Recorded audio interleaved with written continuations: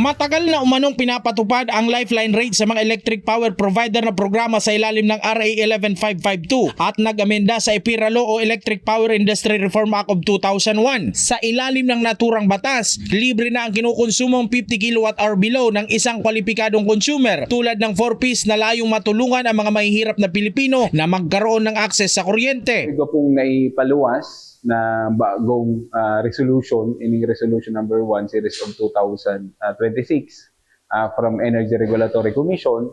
Actually, ining sa lifeline rate subsidy program kan sa tuyang gobyerno sa paagi po kay ng Energy Regulatory Commission. Before pa magluwas po ini, igwa na kitang mga beneficiary po o itong mga inaabot ng mga lifeliner. Kaya lang, ang pagkakaiba po kaining bagong lifeline rate subsidy program, igwa na po siya ning uniform na kilowatt hour. Kumpira po ito, dapat ma-implement sa bilog na konsumidores na nagtitirios, si mga nagkukonsumo po ning 50 kilowatt hour pababa. Ano po?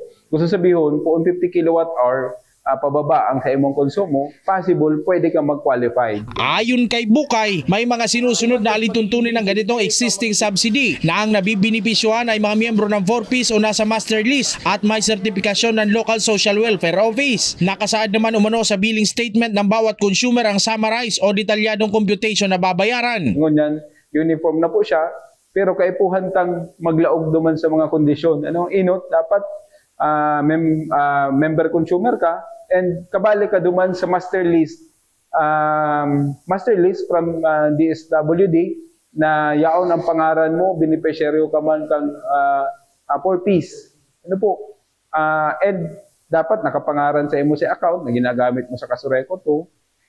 And hababa sa 50 kWh o 50 kWh pababa ang konsumo mo. Duman man sa mga non-4Pista, pareho ang kondisyon, kaya po hantang mag-secure ng mga certification na kita nagpapatunay na nagtitios or ang kabali kita duman sa below poverty threshold that giset kang Philippine Statistics Authority. Si Carlo Galan na kuryente ang pangunahing kailangan sa laundry shop business. Iba ang pananaw sa nasabing lifeline law. Sabay giit na may iba pa umanong paraan para hindi ang consumer ang magpasan sa subsidiyang ito. Ang sarong primary source ng sa moyang negosyo iyo ang kuryente.